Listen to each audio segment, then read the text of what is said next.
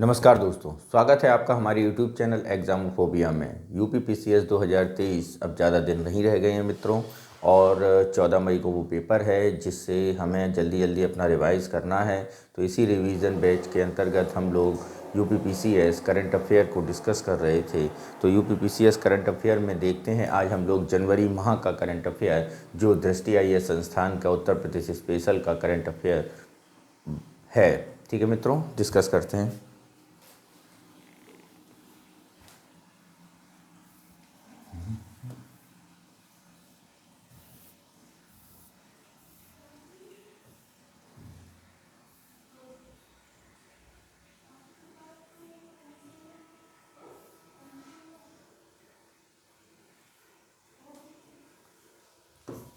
पहला है, बनारस में देश के पहले रोपवे ट्रांसपोर्ट के लिए 200 करोड़ रुपए की मंजूरी।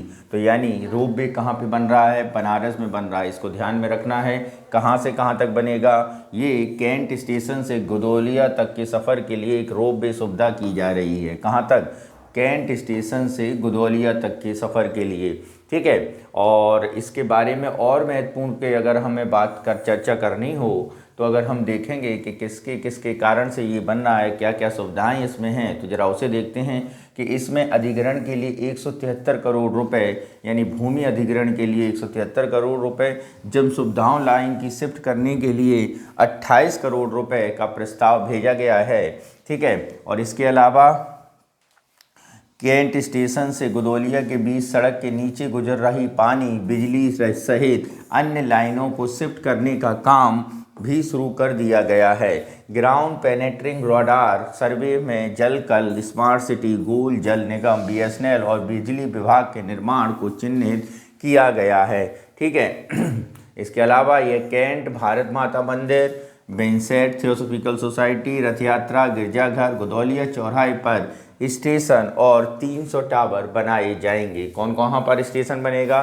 कैंट पर, भारत माता मंदिर पर, विंसेंट थियोसॉफिकल सोसाइटी, रथ यात्रा, गिरजाघर और गुदौलिया चौराहे पर स्टेशन बनाए जाएंगे। ठीक है मित्रों। तो रोप वे कहाँ पर शुरू किया जा रहा है? रोप वे हमारा शुरू किया जा रहा है मित्रों बनारस में। नेक्स्ट चलते हैं हम लोग अपना अगला। कर्नाटक की तर्ज पर अब उत्तर प्रदेश में भी होगा खेती का सर्वे। एक्चुअली मित्रों होता क्या है कि हम लोगों के यहाँ उत्तर प्रदेश में खेती का जो नुकसान होता है या खेती के उत्पादन, लागत आदि का अनुमान के आधार पर अनुमान लगाया जाता है। प्रत्येक किसान पर कितनी भूमि है, इंडिविजुअल किसान का कितना नुकसान हुआ है, इसके बारे में कोई जानकारी नहीं मिलती है। तो भारत में सबसे पहले कर्नाटक सरकार ने अपने यहाँ के किसानों को की सर्वे कराया और उन पर पर्याप्त भूमि और उसका नुकसान और उसका उत्पादन प्रति व्यक्ति बिल्कुल सही और सटीक जानकारी प्राप्त हो पाई है। तो ऐसा ही उत्तर प्रदेश में भी किया जा रहा है। देखिए जरा, 1 जनवरी 23 को उत्तर प्रदेश के मंत्री सूर्य प्रताप शाही ने बताया कि अब कर्नाटक की तर्ज पर खेती का सर्वे किया जाएगा, जिसके आधार पर रबी, खरीफ, जायद की खेती, क्षेत्रफल, उत्पादन, प्राकृतिक आपदा और नुकसान संबंधी आंकड़े जुटाए जाते थे। ठीक है।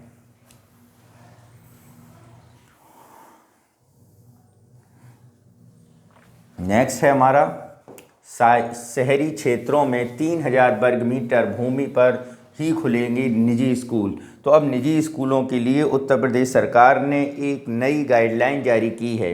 पहले जहां निजी स्कूल खोलने के लिए आपको केवल 650 वर्ग मीटर की भूमि चाहिए होती थी, अब वहां पर उस भूमि की मात्रा कर दी गई है 3000 वर्ग मीटर। कितनी मित्रों? 3000 वर्ग मीटर भूमि पर ही आप निजी स्कूल खोल पाएंगे।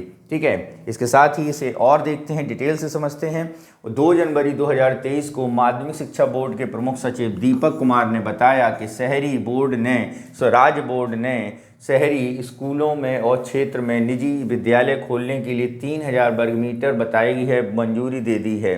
ठीक है। माध्यमिक शिक्षा बोर्ड प्रमुख सचिव दीपक कुमार ने स्कूलों को मान्यता प्रस्तावित मानकों और शर्तों के मंजूरी दे दी है। शासन ने यह मंजूरी आपत्तियों औचित्य न होने पर खारिज करने के बाद दी है।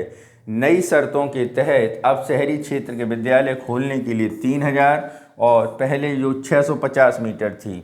ठीक है। 6000 वर्ग मीटर जमीन की अनिवार्यता पहले 2000 वर्ग मीटर की थी। ठीक है। इसी तरह ग्रामीण में कितनी थी 6000 और पहले वो कितनी थी 2000, ठीक है। अब 6000 ग्रामीण क्षेत्रों में कर दी गई है जो पहले 2000 थी, शहरी क्षेत्रों में 3000 कर दी गई है जो पहले 650 थी, ठीक है मित्रों। इसके बाद अगर देखते हैं दीपक कुमार ने बताया कि बदलाव न्यूनतम मानक राष्ट्रीय शिक्षा नीति 2020 के अंतर्गत गुणवत्ता परक शिक्षा के लिए निर्धारित हो रही है, इसलिए वित्त विहीन विद्यालयों को मान्यता देने के लिए माध्यमिक शिक्षा परिषद विनियमन संशोधन प्रस्ताव को स्वीकृति दी गई है, ठीक है। शासन ने माध्यमिक शिक्षा परिषद उत्तर प्रदेश के सभापति सचिव को निर्देश दिया है कि इंटरमीडिएट शिक्षा अधिनियम 1921 की धारा 16(2) की व्यवस्था के अनुसार मानकों और शर्तों की अधिसूचना गजट में प्रकाशित की जाए, ठीक है। हाई स्कूल मान्यता के लिए प्रमुख अनिवार्य शर्तें जरा देखिए। समिति अधिनियम 2013 के अध्याय 8 के अंतर्गत पंजीकृत नॉट फॉर प्रॉफिट का पंजीकरण के आधार पर किया जाएगा। जमानत कोष के रूप में 5 लाख रुपए केवल विद्यालय के नाम पर जिला विद्यालय निरीक्षण अधिकारी के पदनाम के बंधक होंगे। पहले प्रभुत कोष 15,000 रुपये था, अब इसे कितना कर दिया गया है 5 लाख रुपए। सुरक्षित कोष में 1.5 लाख रुपए जमा होंगे, जबकि पहले 3,000 मात्र रुपए अनिवार्य थे, ठीक है। ऑडियो वीडियो प्रोजेक्टर, बड़ी स्क्रीन, एलईडी टीवी की व्यवस्था, स्मार्ट क्लास, कंप्यूटर कक्ष में 25 कंप्यूटर की व्यवस्था करनी होगी। शहरी में क्षेत्रों में कुल 3,000 वर्ग मीटर विद्यालय की भूमि में 1,000 वर्ग मीटर, ग्रामीण क्षेत्रों में 6,000 वर्ग मीटर, विद्यालयों में 2,000 वर्ग मीटर भूमि क्रीड़ा स्थल के लिए होगी। ये भी काफ़ी महत्वपूर्ण है। 3,000 में से 1,000 प्लेग्राउंड होगा, गांवों में 6,000 में से 2,000 का प्लेग्राउंड होगा, ठीक है मित्रों। तो आगे देखते हैं आगे इसमें और क्या क्या बताई गई हैं, क्या क्या जारी की गई हैं। क्रीड़ा स्थल में एथलेटिक्स, कबड्डी, कुश्ती, kho kho, volleyball, badminton, lawn tennis जैसे जिम्नेजियम आदि बनाए जाएंगे, ठीक है मित्रों। इसके बाद आगे देखते हैं, ठीक है। आगे देखते हैं छात्र संख्या के अनुरूप 1 वर्ग मीटर की दर से प्रत्येक छात्र छात्रा के लिए कुर्सी, मेज, डेस्क बेंच की व्यवस्था करनी होगी। साथ ही प्रयोगशाला की सुव्यवस्था सुनिश्चित करनी होगी। पहले जूनियर कक्षाओं के साथ 200 सेट सज्जा अनिवार्य था। स्वच्छ पेयजल, शौचालय आदि पर्याप्त व्यवस्था छात्र छात्राओं दिव्यांगजनों की सुविधा के अनुसार विस्तृत क्षेत्र होंगे और उन पर समुचित व्यवस्था होगी। पुस्तकालय में बृहद पाठ्यक्रम सामग्री रखनी होगी। शिक्षक सामग्री व्यवस्था करनी होगी। शिक्षकों कर्मचारियों की उपस्थिति के लिए बायोमेट्रिक मशीन, वॉइस रिकॉर्डर युक्त CCTV camera, DVR, high speed internet connection, wifi के साथ विद्यालय वेबसाइट होना जरूरी होगा। विद्यालय भवन सुरक्षा मानकों पर निर्मित हों। विद्युत, सौर, रेन वाटर हार्वेस्टिंग, जल निकासी की व्यवस्था करनी होगी। नए विद्यालय की मान्यता के लिए हाई स्कूल की अनिवार्य शर्तें पूरी करने के बाद इंटरमीडिएट के संचालन के लिए कुछ शर्तें भी पूरी करनी होंगी, ठीक है। नेक्स्ट है हमारा उत्तर प्रदेश में अब ऐप से लगेगी मनरेगा श्रमिकों की 100% हाजिरी।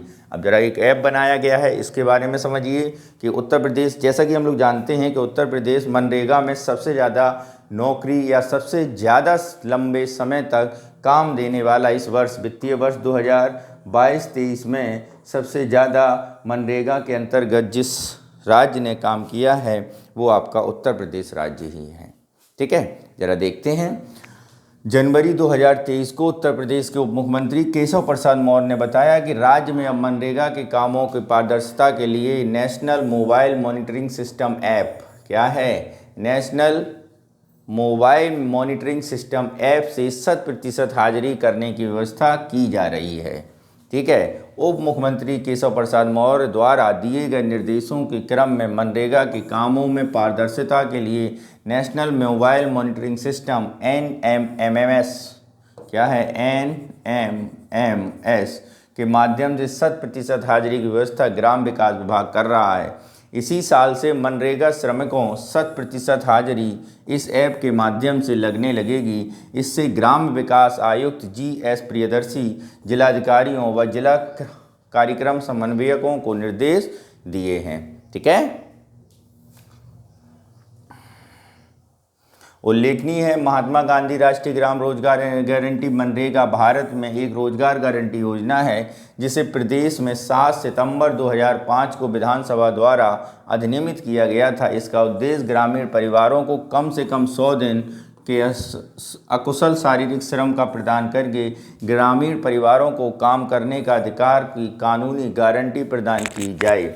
यह कार्यक्रम भारत सरकार के ग्रामीण विकास मंत्रालय द्वारा कार्यान्वित किया जाता है और राज्य सरकारों और स्थानीय सरकारों के साथ साथ सोसाइटी कार्यक्रम में भी जारी किए जाते हैं। ठीक है मित्रों, नेक्स्ट चलते हैं हम लोग अगले न्यूज़ पर। मुख्यमंत्री ने यूपीपीएससी वेबसाइट का शुभारंभ किया। देखते हैं क्या है। 3 जनवरी को ये किया गया है। उत्तर प्रदेश मुख्यमंत्री आदित्यनाथ ने लखनऊ में यूपीपीएससी की नई वेबसाइट को शुभारंभ किया और ये युवाओं के लिए उपयोगी होगी। इसके लिए शासन और आयोग में भी बेहतर समन्वय होगा। इस मौके पर मुख्यमंत्री योगी आदित्यनाथ ने बताया कि अब उत्तर प्रदेश लोक सेवा आयोग में बार बार विवरण नहीं देना होगा। वन टाइम रजिस्ट्रेशन OTR की व्यवस्था शुरू की गई है, जिसके अंतर्गत OTR दर्ज डिटेल डिजिटल रूप में कभी से भी कहीं से भी उपलब्ध हो सकेंगी। ठीक है, ज़रा देखते हैं। जैसा हम लोग भरते हैं यूपीपीसीएस का फॉर्म, तो उसमें OTR वन टाइम रजिस्ट्रेशन हमको पहले फिलअप करना पड़ता है, जिसमें हमारा नाम, हमारी और बेसिक डिटेल्स ऑलरेडी उसमें सबमिट रहती हैं। तो उसी डिटेल्स का मुख्यमंत्री योगी आदित्यनाथ ने 3 जनवरी को पोर्टल को शुरू किया था। ठीक है, ज़रा देख लेते हैं इसमें एक बार और से। सरकारी नौकरी में अलग अलग नोटिफिकेशन के तहत आवेदन के लिए रजिस्ट्रेशन एक ही बार होगा तथा अभ्यर्थी OTR पर दर्ज जानकारी भर्ती संस्थाओं का डिजिटल सत्यापित होंगी, जिससे अभ्यर्थी को सहूलियत मिलेगी। मुख्यमंत्री ने निर्देश दिया कि नियुक्तियों के समय हो रही ई-अध्याचन व्यवस्था को लागू किया जाए। इसके लिए शासन आयोग में पहले से बेहतर व्यवस्था करेगा। ठीक है, ठीक। नेक्स्ट है हमारा, गौशालाओं के लिए बनाया जाएगा सेल्फ सस्टेनेबल मॉडल। जरा देखते हैं इसमें क्या है। गौशालाओं के लिए क्या मॉडल बनाया जा रहा है। 4 जनवरी 2023 को उत्तर प्रदेश के मुख्यमंत्री योगी आदित्यनाथ ने लखनऊ में बृहद गौशाला स्थल संबंध प्रस्तुतिकरण अवलोकन किया और बताया कि गौशाला चलाने के लिए उसकी अर्थव्यवस्था बनाने की आवश्यकता है, जिसके लिए सेल्फ सस्टेनेबल मॉडल बनाया जाएगा। क्या है सेल्फ सस्टेनेबल मॉडल, इसे समझते हैं। मुख्यमंत्री योगी आदित्यनाथ ने कहा, गौशालाओं में PPP मोड पर, पब्लिक प्राइवेट पार्टनरशिप के मॉडल पर यह तैयार किया जाएगा, जिसमें नेचुरल फार्मिंग, गोबर पेंट, CNG CBG को जोड़ा जाएगा। इससे गौशालाओं को आर्थिक रूप से सुदृढ़ होंगी, गायों के रखरखाव एवं पालन पर आने वाला खर्च खुद उठा सकेंगी। ठीक है, इससे क्या होगा, गौरतलब है 3 से 2 से 3,000 गौवंश धारण करने की क्षमता वाले आश्रय स्थलों का निर्माण को लेकर प्रस्तुतिकरण किया जाएगा। मुख्यमंत्री ने कहा, गौशाला संचालन के लिए उच्छिक NGO AMU उन्हें आवश्यक व्यवस्था उपलब्ध कराएं। योगी आदित्यनाथ ने बताया, राज्य सरकार पशु संवर्धन संरक्षण के लिए सेवा भाव सतत प्रयासरत हैं। गौवंश सहित सभी पशुपालक के प्रोत्साहन के लिए सरकार द्वारा अनेक योजनाएं संचालित की जा रही हैं और इसका लाभ मिलना सुनिश्चित कराया जाना चाहिए। ठीक है, यानी कहने का मतलब है गौशालाएं इस प्रकार मजबूत की जाएंगी कि वो अपना खर्च मोटा अपना खर्च स्वयं भारित कर सकें। तो इसके लिए वहाँ पर क्या होगा, इसके लिए वहाँ पर नेचुरल फार्मिंग, गोबर पेंट, CNG CBG को उसमें जोड़ा जाएगा। ठीक है मित्रों, नेक्स्ट हमारा क्या है, इसी से गौवंश संरक्षण काफ़ी प्रभावी होंगे। प्रदेश में 3 योजनाओं को चलाकर आगे बढ़ाया जाना है। ठीक है, दुग्ध उत्पादन बढ़ाने के और बेसहारा मवेशियों को नियंत्रण करने के लिए नस्ल सुधार तेजी से लाई जानी चाहिए। ठीक, आगे चलते हैं मित्रों अपने। बनारस देगा देश को कचरे से कोयला बनाने का प्लांट। क्या देगा, देश को कचरे से कोयला बनाने का प्लांट। कौन दे रहा है मित्रों, बनारस दे रहा है, जरा देखते हैं। 4 जनवरी 2023 को बनारस नगर निगम के अधिशासी अभियंता अजय राम ने बताया कि धर्म संस्कृति के लिए विख्यात बनारस अब देश में कचरे से कोयला बनाने का प्लांट भी देगा। कोयला बनाने का प्लांट बनारस में रमना में निर्माणाधीन है। कहाँ पर है मित्रों? रमना में निर्माणाधीन। प्रमुख बिंदु इसके समझते हैं, क्या क्या हैं इसके पॉइंट। बनारस के रमना में प्लांट शुरू करने के लिए 600 टन कचरे से 200 टन कोयले का उत्पादन हो सकेगा। कितने? 600 टन कचरे से 200 टन कोयले का। ठीक है, कोयला बनाने वाला देश का पहला प्लांट होगा जिसका निर्माण एनटीपीसी द्वारा कराया जाएगा। प्लांट में कचरे से कोयला बनाया जाएगा और इसका सफल परीक्षण 2022 में हो चुका है। ठीक है, कब हो चुका है? 2022 में। समझे मित्रों? तो कहाँ पे बनाया जाएगा? 600 टन जो कचरा होगा उसका 200 टन कोयला बनाया जाएगा और देश का ये पहला कचरा आधारित प्लांट होगा जिससे कोयला बनाया जाएगा। मित्रों नेक्स्ट चलते हैं हम लोग अपने अगले पॉइंट पर। मऊ में दाक्षायणी पांडे के कार सुरक्षा मॉडल का धमाल। क्या हुआ दाक्षायणी पांडे का? कौन है ये मऊ की दाक्षायणी पांडे? जरा इनको समझते हैं। ये व्यक्ति विशेष हैं उत्तर प्रदेश की। 5 जनवरी 2023 को प्रदेश के मऊ जिले में गरीब किसान की बेटी दाक्षायणी पांडे उम्र 17 वर्ष का चयन कार सुरक्षा मॉडल के आधार पर अमेरिका में कैलिफोर्निया के स्टैनफोर्ड यूनिवर्सिटी में 100% स्कॉलरशिप के साथ हुआ। इस समय वो 12वीं की पढ़ाई कर रही हैं। क्या किया इन्होंने? उल्लेखनीय दम घुटने से कार में एक मासूम की मौत की घटना टेलीविजन पर देखने के बाद व्यथित दाक्षायणी पांडे ने कार सुरक्षा का एक ऐसा मॉडल तैयार किया जिसे देख और सुनकर पूरी दुनिया चकित रह गई और इससे प्रभावित होकर स्टैनफोर्ड यूनिवर्सिटी ने उन्हें बुलवा लिया। दाक्षायणी पांडे स्कॉलरशिप पर बायो इंजीनियरिंग और एंटरप्रेन्योरशिप के लिए 2023 में अमेरिका रवाना होंगी। क्या है? मिशन प्रोटेक्टर कारों के लिए एक सुरक्षा सेटअप बनाया है। यह वाहन में कार्बन डाइऑक्साइड के स्तर के बढ़ने के साथ ही सक्रिय हो जाता है और कार की खिड़की को बंद ताज़ा हवा को अनुमति देने के लिए रोल करता है। असल में कार में अगर चल रही शीशा बंद हो तो उसके अंदर कार्बन डाइऑक्साइड गैस जमा हो जाती है जिसकी वजह से कार में बैठे लोगों की जान का खतरा पड़ जाता है। मिशन प्रोटेक्टर में यह खूबी है, जैसे ही कार में कार्बन डाइऑक्साइड की मात्रा बढ़ेगी वह तुरंत अलर्ट कर देगा और अपने आप कार को शीशे के नीचे कर देगा।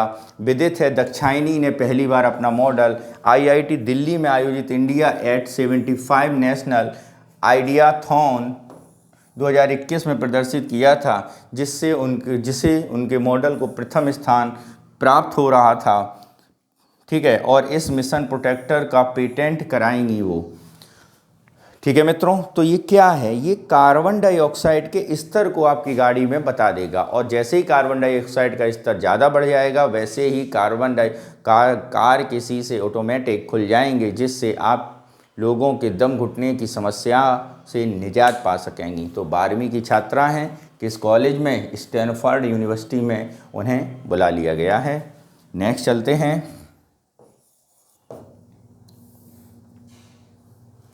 उत्तर प्रदेश में वेब सीरीज पर मिलेगी भारी सब्सिडी। क्या है? वेब सीरीज पर भारी सब्सिडी मिलेगी। देखते हैं क्या है। मुख्यमंत्री योगी आदित्यनाथ ने मुंबई में बॉलीवुड फिल्म निर्देशकों और कलाकारों में आयोजित बैठक में कहा कि यूपी सरकार प्रदेश में निर्मित होने वाली वेब सीरीज पर 50% तक की सब्सिडी और फिल्म लागतों पर 25% तक की छूट का दिशा में काम करने जा रही है। ठीक है, तो इसमें होगा क्या? इसमें ज़रा इसको समझते हैं। क्या इसमें बॉलीवुड हस्तियों ने क्या किया है? ठीक है, तो गौरतलब है मुख्यमंत्री योगी आदित्यनाथ ने मुंबई दौरे के दौरान बॉलीवुड हस्तियों को उत्तर प्रदेश में most film friendly state in India के तौर पर प्रमोट किया है। क्या है इसमें? ज़रा देखते हैं। वेब सीरीज़ में और वेब फिल्मों के साथ स्टूडियो लैब में 25% तक की सब्सिडी उपलब्ध कराने की दिशा में काम किया है। बैठक में मुख्यमंत्री ने कहा उत्तर प्रदेश के 64वें 68वें फिल्म पुरस्कारों मोस्ट फ्रेंडली स्टेट का दर्जा दिया है। निर्माता मधुर भंडारकर ने मुख्यमंत्री की सब्सिडी से बात की, उससे फिल्म निर्माताओं को मदद मिलेगी। अभिनेता सुनील शेट्टी ने मुख्यमंत्री योगी आदित्यनाथ से कहा बॉलीवुड बॉयकॉट टैग को हटाया जाए ताकि बॉलीवुड की बिगड़ी छवि को सुधारा जा सके, उन्होंने संदेश प्रधानमंत्री मोदी तक पहुंचाने का भी आग्रह किया। ठीक है मित्रों, तो ये है सब्सिडी देने की बात वेब सीरीज़ में। ठीक है, नेक्स्ट है हमारा उत्तर प्रदेश दिवस पर प्रदेश भर में होंगे भव्य आयोजन, हर जिले में मिलेगा 3 लाख का बजट। जैसा कि हम लोग जानते हैं उत्तर प्रदेश दिवस होता है 24 जनवरी को, तो उसी के लिए मुताबिक ये बात की गई थी। 6 जनवरी को दुर्गा शंकर मुख्य सचिव मिश्रा ने बताया कि 24 से 26 जनवरी तक लखनऊ सहित प्रदेश के सभी जिलों में भव्य आयोजन किए जाना दिशा निर्देश जारी किए हैं। प्रमुख बिंदु क्या हैं? राज्य स्तरीय समारोह लखनऊ में अवश्य शिल्प ग्राम होंगे। उन्हें इस आयोजन में सभी विभागों की सहभागिता सुनिश्चित करने का निर्देश दिया गया है। संस्कृति विभाग की ओर से प्रत्येक जिले में आयोजन, 3 लाख रुपए का बजट। उत्तर प्रदेश के अवसर पर खादी ग्राम उद्योग, MSME एवं स्वयं सहायता समूह की ओर से ODOP स्टॉल लगाकर उत्पाद को विक्रय प्रचार प्रसार किया जाएगा। जिला स्तर पर 3 दिवसीय केंद्रीय कार्यक्रम का आयोजन किया जाएगा। सरकार की विकास योजनाओं, उपलब्धियों की प्रदर्शनी लगाई जाएगी और खेल विभाग की ओर से kho kho, kabaddi, shooting, volleyball, cricket, tennis, दौड़, बाधा दौड़ आदि प्रतियोगिताएं आयोजित की जाएंगी। ठीक है मित्रों, तो ये था आपका उत्तर प्रदेश के प्रमुख कार्य। ठीक है, नेक्स्ट है हमारा उत्तर प्रदेश में रिवर क्रूज पर्यटन को बढ़ावा देगा दुनिया का सबसे लंबा रिवर क्रूज गंगा विलास है। तो देखते हैं क्रूज क्या है, इसमें क्या बातें कही गई हैं। 8 जनवरी 2023 को केंद्रीय पत्तन, पोत परिवहन और जलमार्ग आयुष मंत्री सर्बानंद सोनोवाल ने प्रधानमंत्री नरेंद्र मोदी द्वारा 13 जनवरी 2023 को बनारस में MV गंगा विलास के साथ दुनिया का सबसे लंबे रिवर क्रूज का शुभारंभ किया। ठीक है, यह भारत में नए युग की शुरुआत होगी। क्या है इस लग्जरी क्रूज में? यह भारत और बांग्लादेश के 5 राज्यों में 27 नदी प्रणालियों में 3200 किलोमीटर से अधिक दूरी तय करेगा। ठीक है, MV गंगा विलास क्रूज को दुनिया के सामने देश का सबसे प्रदर्शन करने के लिए सुसज्जित किया गया है। विश्व विरासत पर्यटन स्थलों, उद्यानों, नदी घाटों और बिहार में पटना, झारखंड में साहिबगंज, पश्चिम बंगाल में कोलकाता, बांग्लादेश में ढाका, असम में गुवाहाटी, प्रमुख शहरों में 50 पर्यटन स्थल में 51 दिनों में क्रूज यात्रा योजना बनाई गई है। ठीक है मित्रों, ठीक है, कहाँ पर जाएगा? 50 पर्यटन स्थलों और 51 दिनों की यात्रा है ये। ठीक है, MV गंगा विलास यात्रा कार्यक्रम ऐतिहासिक, सांस्कृतिक और धार्मिक महत्व के स्थानों पर रुकने के साथ साथ भारत की समृद्ध विरासत को भी प्रदर्शित करेगा। बनारस की प्रसिद्ध गंगा आरती से यह बौद्ध धर्म के महान श्रद्धा के स्थानों को सारनाथ में भी रुकेगा। मायूंग की भी को कवर करेगा, जो अपनी तांत्रिक विद्या के लिए जाना जाता है। माजुली सबसे बड़े नदी द्वीप, असम में वैष्णव संस्कृति का केंद्र है। यात्री बिहार स्कूल ऑफ योग, विक्रमशिला विश्वविद्यालय भी जाएंगे, जिससे उन्हें आध्यात्मिक और ज्ञान की समृद्धि के रूबरू होने का मौका मिले। ठीक है मित्रों, इसके अलावा यह रॉयल बंगाल टाइगर के लिए प्रसिद्ध बंगाल डेल्टा खाड़ी में सुंदरवन की जैव विविधता से भरपूर विश्व धरोहर के साथ साथ एक सींग वाले गैंडा के लिए प्रसिद्ध काजीरंगा राष्ट्रीय उद्यान से भी गुजरेगा। MV विलास 62 मीटर लंबे, 12 मीटर चौड़े और 4.5 मीटर ड्राफ्ट के साथ चलता है। इसमें 3 डेक, 36 पर्यटक क्षमता वाले बोर्ड और 18 स्वीट्स हैं। पर्यटकों के लिए एक यादगार और शानदार अनुभव की सुविधा होगी। जहाज अपने मूल में स्थायी सिद्धांतों को पालन करता है, क्योंकि प्रदूषण मुक्त प्रणाली, शोर नियंत्रण तकनीकों से लैस MV गंगा विलास की पहली यात्रा स्विट्जरलैंड के 32 पर्यटक वाराणसी से डिब्रूगढ़ तक की यात्रा का आनंद लेंगे। MV गंगा विलास डिब्रूगढ़ पहुंचने की संभावित तिथि 1 मार्च 2023 है। ठीक है, उल्लेखनीय है MV गंगा विलास अपनी तरह का पहली क्रूज सेवा है। पत्तन पोत जलमार्ग के तहत अंतर्राज्यीय जल परिवहन सहयोग सेवा सफलता देश के अन्य हिस्सों में रिवर क्रूज के लाभ उठाने के लिए प्रोत्साहित होने की संभावना है। ठीक है, वैश्विक रिवर क्रूज बाजार पिछले 22 वर्षों में 5% की दर से बढ़ा है। 2027 तक यह बाजार 37% तक पहुंचने की उम्मीद है। ये काफ़ी महत्वपूर्ण है। यूरोप में रिवर क्रूज जहाज़ों का लगभग 60% भागीदारी करता है। ठीक है। भारत में कलकत्ता बनारस के बीच 8 नदी क्रूज जहाज़ों का संचालन होता है, जबकि राष्ट्रीय राजमार्ग 2 ब्रह्मपुत्र पर क्रूज की आवाजाही भी संचालित होती है। देश में कई जगह पर रिवर रिफ्टिंग, कैंपिंग, दर्शनीय स्थलों की यात्रा, काइकिंग जैसी पर्यटन गतिविधियां संचालित हैं। राष्ट्रीय जलमार्ग 2-10 यात्री टर्मिनलों का निर्माण किया जा रहा है। रिवर क्रूज की संभावना और बढ़ा देगा। वर्तमान में राष्ट्रीय जलमार्ग 2 और 4 नदी क्रूज पर काम कर रहे हैं, जबकि यह 3 राष्ट्रीय जलमार्ग, वेस्ट कोस्ट कैनाल राष्ट्रीय जलमार्ग 8, राष्ट्रीय 87 और 97 राष्ट्रीय जलमार्ग 5 में सीमित क्षमता में काम कर रहा है। अब जबकि अंतर्राज्यीय देशीय जलमार्गों की क्षमता का निर्माण के लिए पूंजीगत व्यय को बढ़ावा दिया जा रहा है, अर्थव्यवस्था में व्यवस्थित फॉरवर्ड और बैकवर्ड लिंकेज के साथ नदी क्रूज विशेष रूप से नदियों किनारों पर विकसित होने के लिए तैयार है। तो कुल मिला के मित्रों ये क्या है, एक क्रूज है जो गंगा नदी से बनारस से कहाँ तक, बांग्लादेश तक जाएगा, और इस क्रूज में कुछ सांस्कृतिक पर्यटक स्थल पर भी वो रुकेगा। ठीक है। तो यही सारी चीज़ें इसमें की गई हैं। और इसका उद्घाटन की अगर हम बात करें 13 जनवरी को किसने किया था, नरेंद्र मोदी द्वारा किया गया था। कब किया गया था, 13 जनवरी को। ठीक है मित्रों। और इसके अलावा 50 पर्यटक स्थलों में 51 दिनों की यात्रा पूरी करेगा। ठीक है। लग्जरी क्रूज भारत बांग्लादेश के 5 राज्यों 27 नदी प्रणालियों से होते हुए 3200 किलोमीटर की से अधिक दूरी तय करेगा। ठीक है। नेक्स्ट है हमारा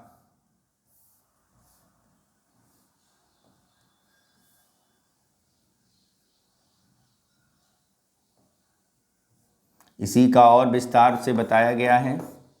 प्रधानमंत्री ने कब किया है दुनिया के सबसे लंबे रिवर क्रूज MV गंगा विलास का झंडी, 13 जनवरी को दिखाई है। ठीक है। इस अवसर पर 1000 करोड़ रुपए से अधिक की कई परियोजनाओं का शिलान्यास भी किया गया है। काशी डिब्रूगढ़ तक सबसे लंबे रिवर क्रूज विश्व पर्यटन मानचित्र में उत्तर भारत के पर्यटनों को लाएगा। साथ ही मोदी ने कहा कि बनारस, पश्चिम बंगाल, उत्तर प्रदेश, बिहार और असम को समर्पित की जा रही 1000 करोड़ की अन्य परियोजनाएं पूर्वी भारत में पर्यटन और रोजगार की संभावनाओं को बढ़ाएगा। ठीक है। अब कहाँ पे जाएगा जरा इसे देखिए। आध्यात्मिक रुचि रखने वाले काशी, बोधगया, विक्रमशिला, पटना साहिब, मजूली जैसे गंतव्यों को कवर करेगा। ठीक है मित्रों। नेक्स्ट है हमारा पॉइंट, 25 विभिन्न नदी धाराओं से होकर गुजरेगा और इनमें क्रूज के विशेष महत्व। तो भारत की नदी प्रणाली को समझने की गहरी रुचि रखते हैं, उन्हें काफ़ी मदद मिलेगी।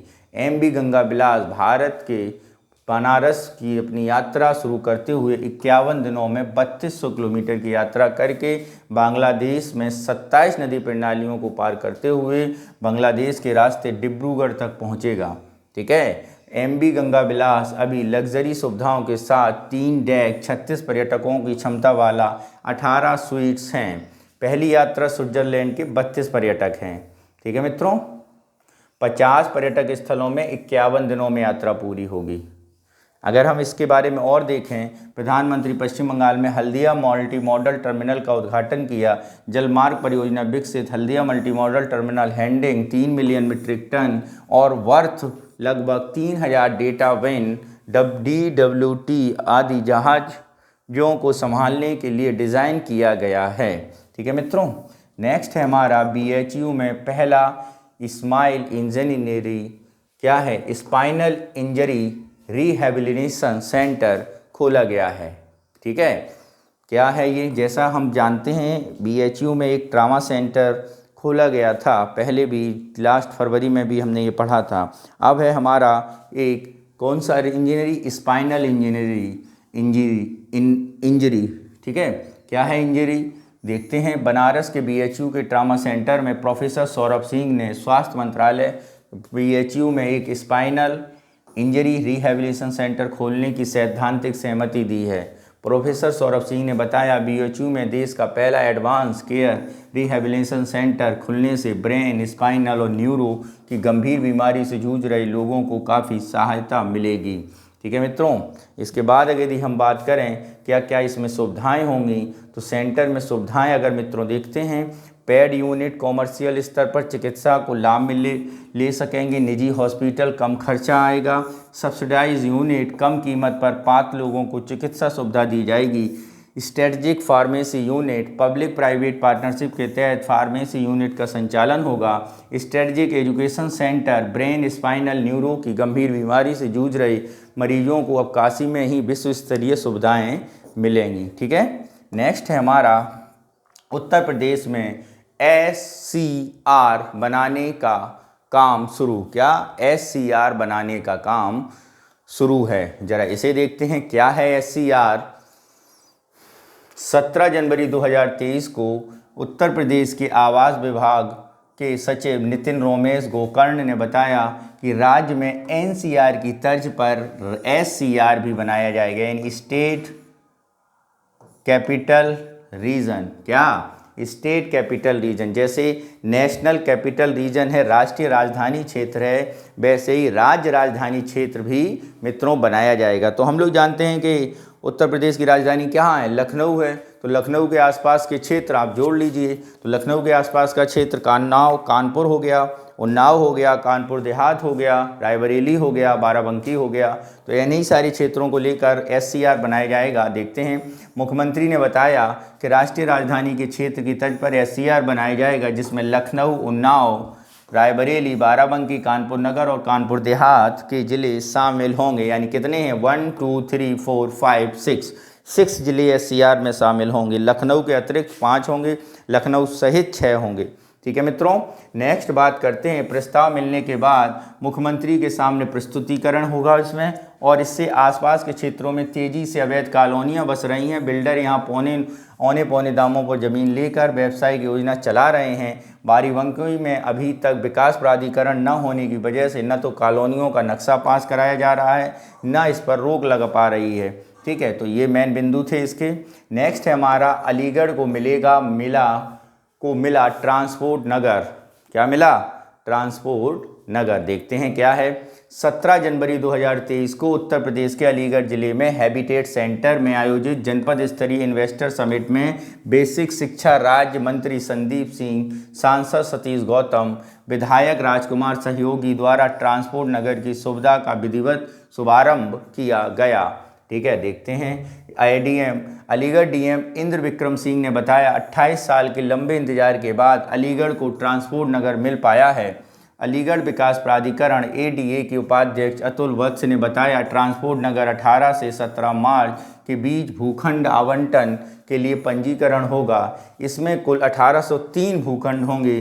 भूखंड में 16,000 प्रति वर्ग मीटर जमीन की दर रखी गई है। इसमें लॉटरी सिस्टम, यहाँ ट्रांसपोर्ट पर नहीं सामान्य व्यक्ति भी जमीन ले सकेगा। ठीक है, ट्रांसपोर्ट नगर में 608 भूखंड 200 वर्ग मीटर, 439 भूखंड 72 वर्ग मीटर, 204 भूखंड 165 वर्ग मीटर, 231 भूखंड 375 वर्ग मीटर के होंगे। इससे पहले चरण में ट्रांसपोर्ट, ट्रक ऑपरेटर, मिस्त्री, दुकान, स्पेयर पार्ट्स, गोदाम, ढाबा, रेस्तरां, गेस्ट हाउस के लिए दिए जाएंगे। ट्रांसपोर्ट नगर में कार्यालय, fire park, CNG, petrol pump, electronic वाहनों के लिए चार्जिंग पॉइंट, सामुदायिक शौचालय की सुविधाएं भी दी जाएंगी। यानी अलीगढ़ में अब खुलेगा एक उनका ट्रांसपोर्ट नगर। ठीक है मित्रों, नेक्स्ट है हमारा क्या?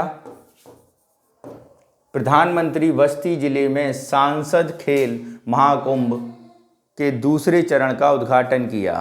कब? 18 जनवरी 2023 को मोदी ने वीडियो कॉन्फ्रेंसिंग के जरिए उत्तर प्रदेश के बस्ती में आयोजित सांसद खेल का शुभारंभ किया। प्रमुख बिंदु देखते हैं। कुश्ती, kabaddi, kho kho, basketball, volleyball, handball, शतरंज, कैरम, बैडमिंटन, टेबल टेनिस आदि जैसे इंडोर और आउटडोर दोनों तरह के खेल प्रतिस्पर्धाएं आयोजित की जाएंगी। ठीक है, पहला जैसा हम लोग जानते हैं चरण 10 से 16 दिसंबर 2022 तक आयोजित किया गया और दूसरा चरण 18 से 28 जनवरी 2023 तक निर्धारित है। सांसद खेल महाकुंभ का आयोजन बस्ती जिले के सांसद हरीश द्विवेदी द्वारा 2021 में से किया जा रहा है। महाकुंभ की एक अनूठी पहल से जो जिला बस्ती के आसपास क्षेत्रों के युवाओं को खेल प्रतिभा दिखाने के अवसर और मंच प्रदान करता है, उन्हें खेल को करियर विकल्प के रूप में लेने के लिए प्रेरित करता है। ठीक है, प्रधानमंत्री ने खेल महाकुंभ की व्यापक सराहना करते हुए आशा व्यक्त की कि इस तरह के आयोजन के माध्यम से खेलों में भारत की पारंपरिक विशेषज्ञता को एक नया आयाम मिलेगा। करीब 200 सांसद अपने निर्वाचन क्षेत्रों में इस तरह के महाकुंभ का आयोजन कर चुके हैं। ठीक है मित्रों, अगर हम बात करें खेलो इंडिया के माध्यम से 2,500 एथलीटों को प्रति माह 50,000 रुपये की वित्तीय सहायता भी प्रदान की जा रही है और टारगेट ओलंपिक पोडियम स्टीम यानी टॉप्स के तहत 500 ओलंपिक संभावित खिलाड़ियों को तैयार किया जा रहा है और अंतर्राष्ट्रीय प्रशिक्षण को ध्यान में रखते हुए 2.5 से 7 करोड़ रुपए तक की सहायता उन्हें दी जा रही है। ठीक है मित्रों, नेक्स्ट है हमारा अगला, इसमें खेलो इंडिया के जिला केंद्र पर स्थापित किए जाएंगे और 250 से 700 से अधिक केंद्र पूरे हो चुके हैं। देश भर में सभी खेलों मैदानों में जियो टैगिंग भी की जा रही है ताकि खिलाड़ियों को ट्रेनिंग लेने में दिक्कत ना हो। ठीक है, तो नेक्स्ट चलते हैं हम लोग अगले पर। उत्तराखंड पेयजल नगर निगम कर रहा है वाटर ग्रिड। क्या कर रहा है? Water grid. क्या है समझो जरा, चर्चा में क्यों है? 19 जनवरी 2023 को उत्तराखंड के पेयजल सचिव नीतीश झा ने बताया, उत्तराखंड पेयजल निगम प्रदेश के शहरों के 24 घंटे पानी सुचारू रूप से आपूर्ति करने के लिए ग्रिड तरह का पावर ग्रिड करने जा रहा है। बिल्कुल पावर ग्रिड की तरह होगी, जिससे पानी में लाइनें आपस में क्या होंगी? जुड़ी होंगी। देखते हैं वाटर ग्रिड क्या है। जैसे कि लाइट की ग्रिड नहीं होती है, north grid, south grid, west grid, east grid, वैसे ही उत्तराखंड में पानी की ग्रिड बनाई गई है जिससे सतत लगातार पानी को उपलब्ध कराया जा सके। ठीक है मित्रों, जरा देखते हैं इसमें। पेयजल सचिव नीतीश झा ने बताया, पेयजल निगम प्रस्ताव तैयार कर रहा है। फरवरी माह में एशियन डेवलपमेंट बैंक की बैठक प्रस्तुत किया गया। एडीबी प्रोजेक्ट को फंड मिल सके। प्रदेश में अभी तक किसी मोहल्ले में विशेषकर ट्यूबवेल मोटर फूंकने से कई दिन तक पानी की किल्लत रहती है। लोग टैंकरों से पानी मंगाते हैं। कई इलाके ऐसे हैं जहाँ गर्मी बढ़ने पर पानी की किल्लत शुरू हो जाती है। इस सर्दियों में पानी की परेशानी रहती है। इन सभी किल्लतों को दूर करेगा ये ग्रिड। काम कैसे करेगा?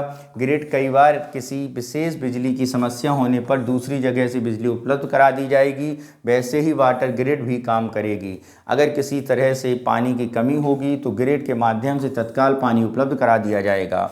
उल्लेखनीय है कि मराठावाड़ा क्षेत्र में वाटर ग्रिड स्थापित किया जा चुका है और यह ग्रिड पूरे साल पेयजल, औद्योगिक और कृषि उद्देश्यों के लिए पानी उपलब्ध कराता है। मराठावाड़ा में 8 जिले आते हैं। इस क्षेत्र में कम वर्षा की वजह से हर साल पानी की किल्लत पैदा हो जाती है। गुजरात में जलापूर्ति ग्रिड काम किया जा चुका है।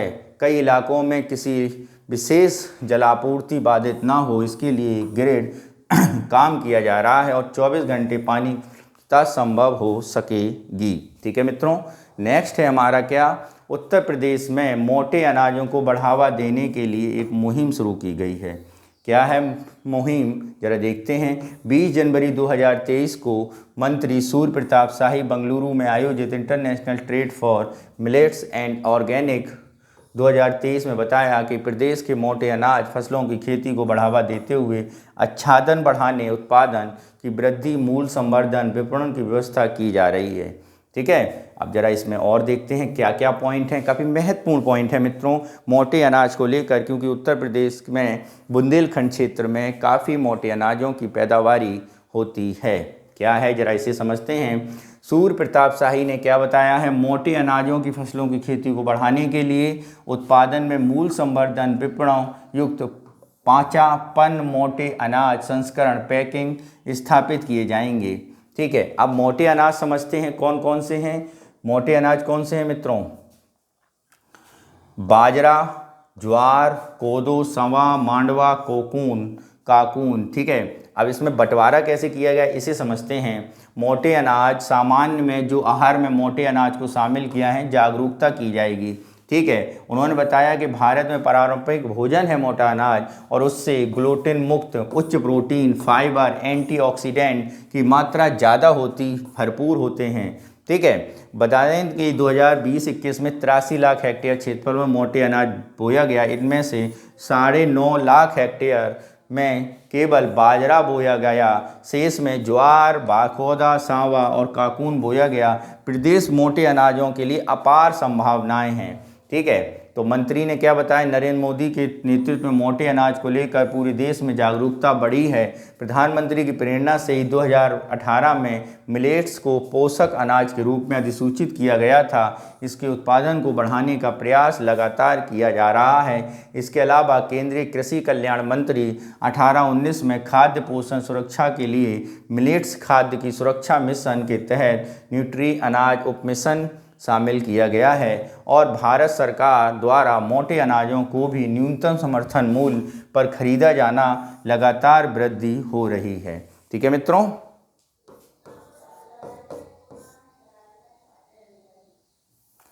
उत्तर प्रदेश सरकार देगी 11 लाख रुपए का उत्तर प्रदेश कौशल गौरव सम्मान। इसे समझते हैं 11 लाख रुपए का उत्तर प्रदेश गौरव सम्मान क्या है।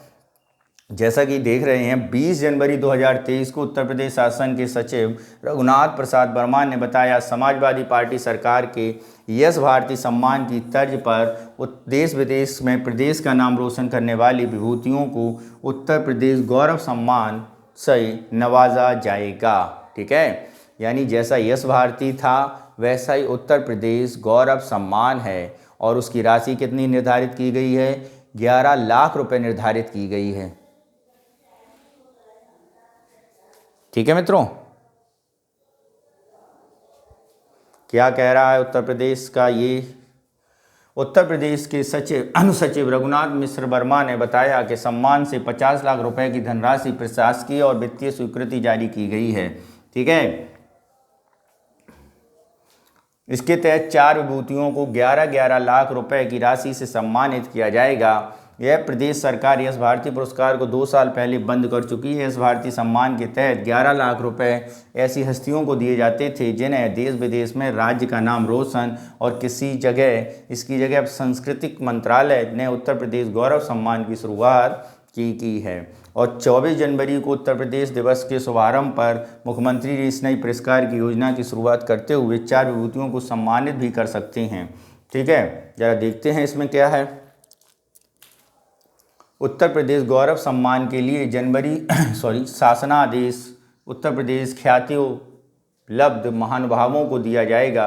वो क्षेत्र हैं कला, संस्कृति, कृषि उद्यमिता, कौशल विकास, विज्ञान प्रौद्योगिकी, साहित्य, शिक्षा, खेल, समाज सेवा, पर्यावरण, महिला सशक्तिकरण आदि। ठीक है। उत्तर प्रदेश गौरव सम्मान से अलंकृत किया जाएगा। इस सम्मान के लिए नामित व्यक्ति को उत्तर प्रदेश के मूल निवासी होना चाहिए और राष्ट्रीय अंतर्राष्ट्रीय ख्याति, महानुभाव, प्रतिभा धीर उपलब्ध हासिल की जा सकेगी।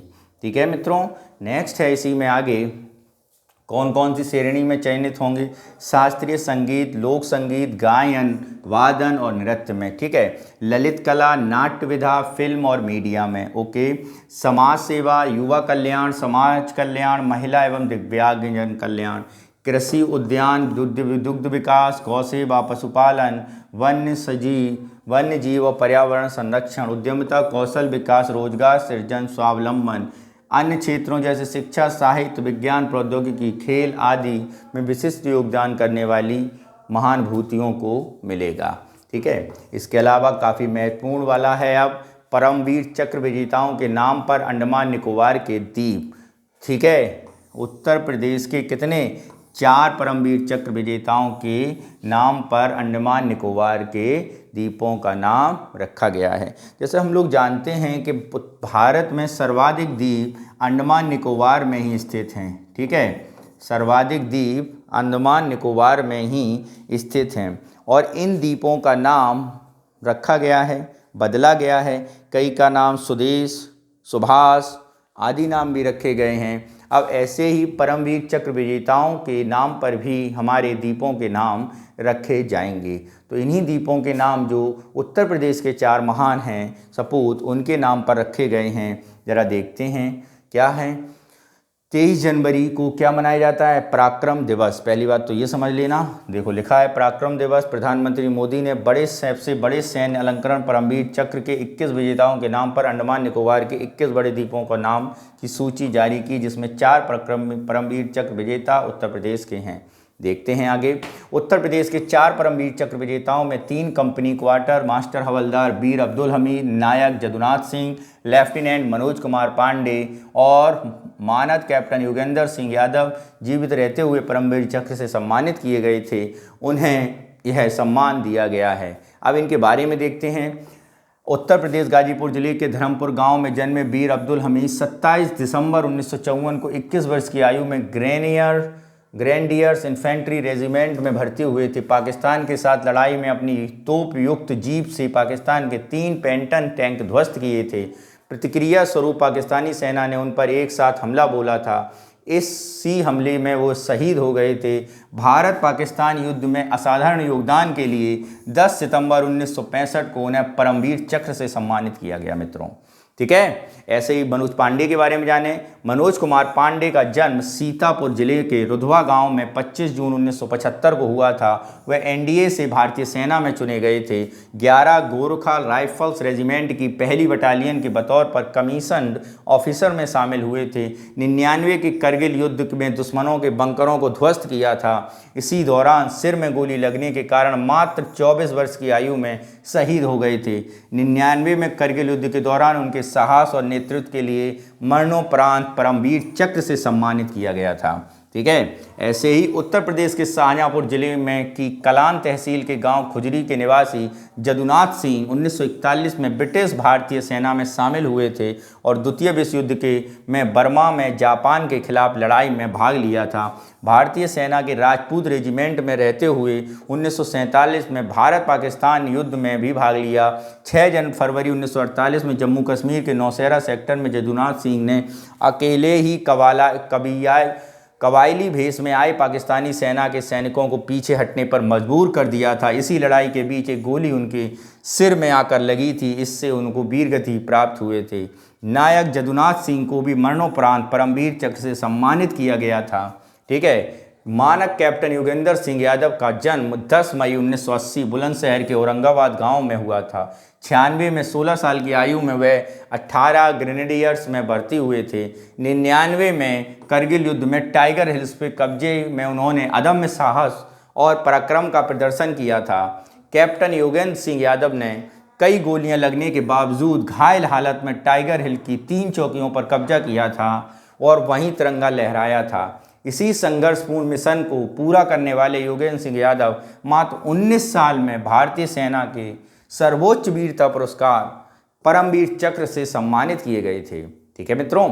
उल्लेखनीय है, अंडमान एवं निकोबार द्वीप समूह के ऐतिहासिक महत्व को ध्यान में रखते हुए नेताजी सुभाष चंद्र बोस की स्मृति के सम्मान में उन्हें 2018 में अंडमान निकोबार द्वीप समूह की यात्रा के दौरान रॉस द्वीप समूह का नाम बदलकर क्या कर दिया, सुभाष चंद्र बोस द्वीप। नील द्वीप एवलहॉक द्वीप का नाम बदलकर शहीद और स्वराज द्वीप कर दिया।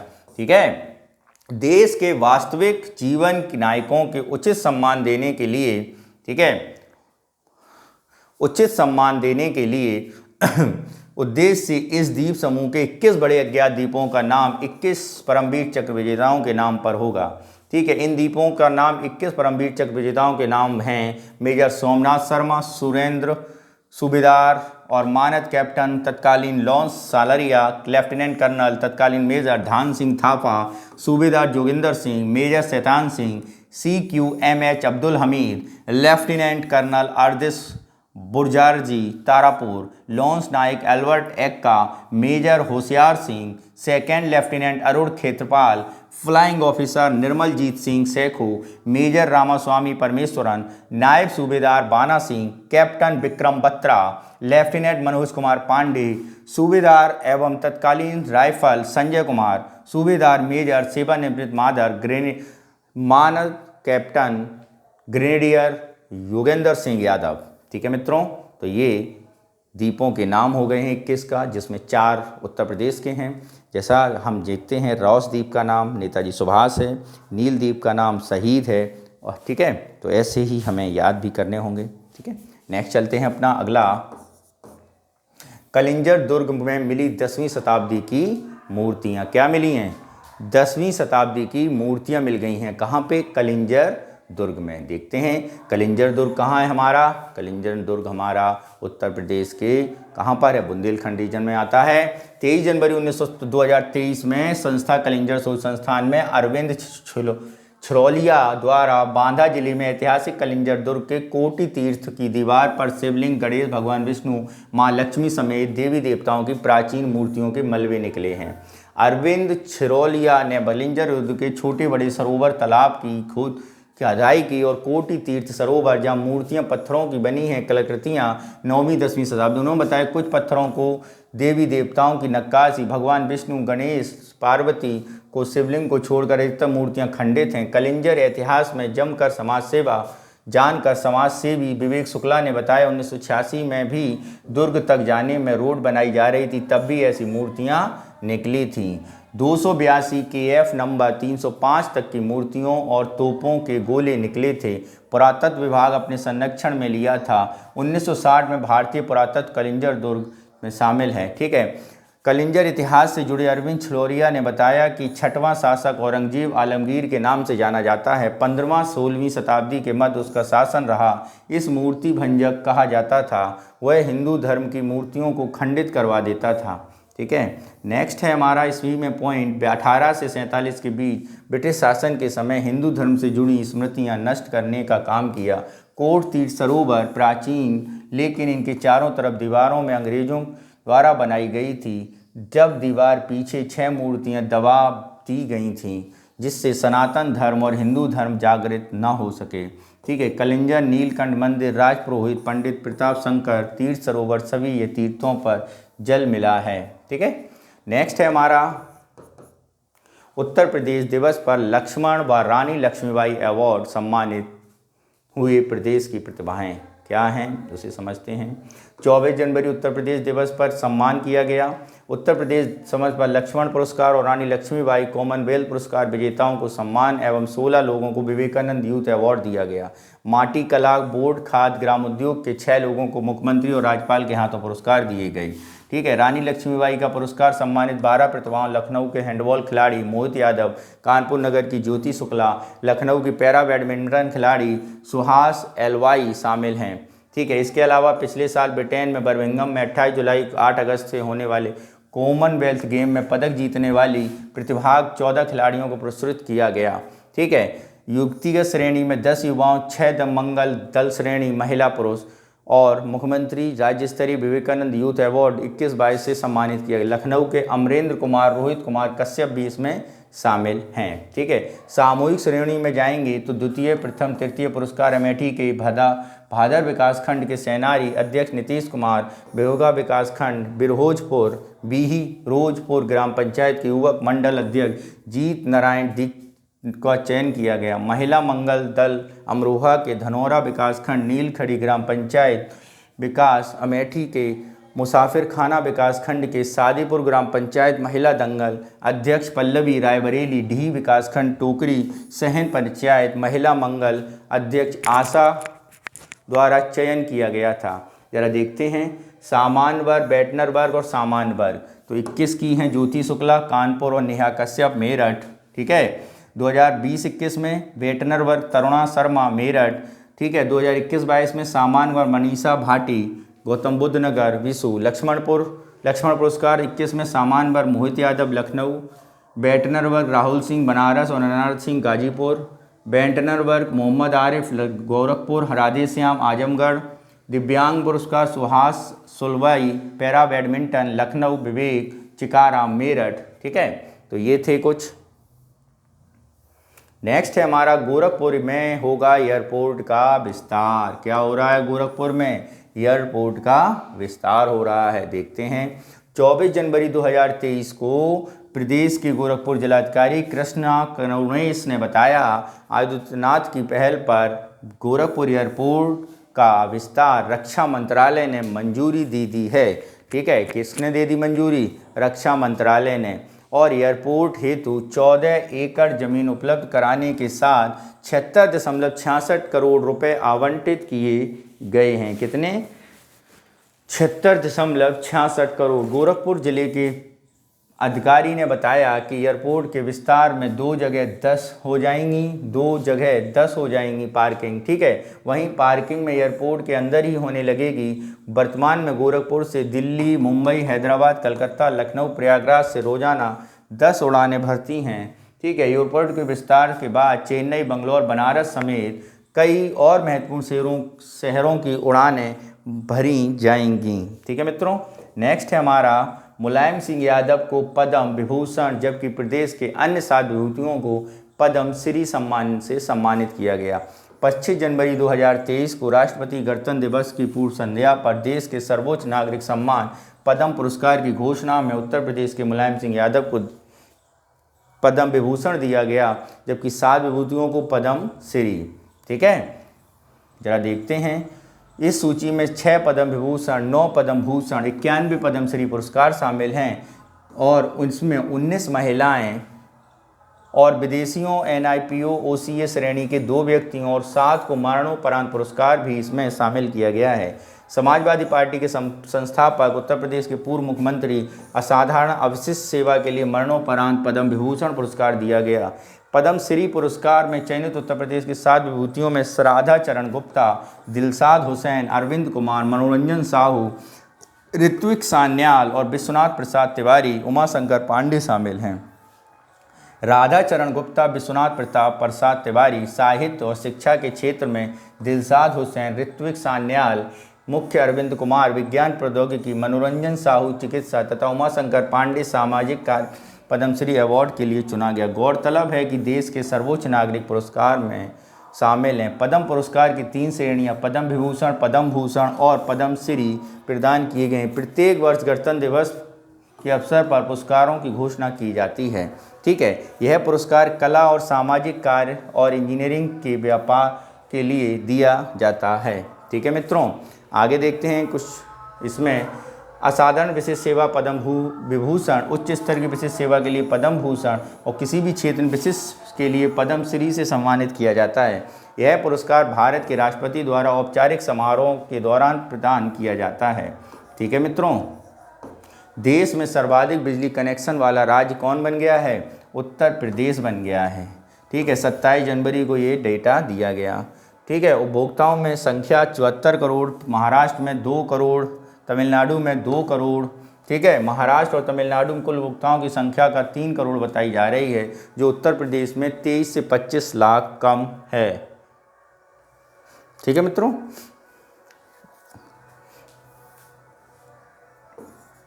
अगला क्या है? प्रदेश में PP मॉडल पर खुलेंगे अस्पताल। 29 जनवरी 2022 में मीडिया से मिली जानकारी के अनुसार मेडिकल कॉलेजों पे 50 बेड 200 बेड के अस्पताल पर PP मॉडल कॉलेज अस्पताल खुलेंगे, जिनमें मरीजों का निःशुल्क इलाज मिलेगा। इनका खर्चा सरकार उठाएगी। आयुष्मान कार्ड धारकों को लाभ मिलेगा। ठीक है, तो PP मॉडल पर खुलेंगे।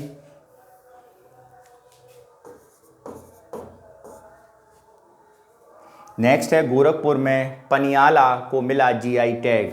गोरखपुर में पनियाला को GI टैग मिल गया है। 21 कृषि उत्पादों को GI टैग दिया गया। प्रमुख बिंदु देखना बहुत महत्वपूर्ण है। पनियाला के पेड़ को संरक्षित किए जाएंगे। पनियाला बगीचे में तैयार होंगे और उनके फल के खट्टे मीठे स्वाद का लोग आनंद उठाएंगे। GI tag. ठीक है, पनियाला का आकार एवं रंग में जामुन से मिलता जुलता है और इसका स्वाद खट्टा मीठा होता है। स्टेट बायोडाइवर्सिटी बोर्ड ने ई-पत्रिका के मुताबिक स्पष्ट तौर पर नहीं कहा जा सकता कि कहाँ का पेड़ है। संभावना इस बात की जरूर है मूलतः उत्तर प्रदेश में ही होता है। पनियाला की वास्तविक उपज भले ही कहीं हो, लेकिन गोरखपुर महानगर में उत्तरी इलाके में स्थित लच्छीपुर से लेकर नकहवा रेलवे स्टेशन के बीच इसके कई बगीचे थे।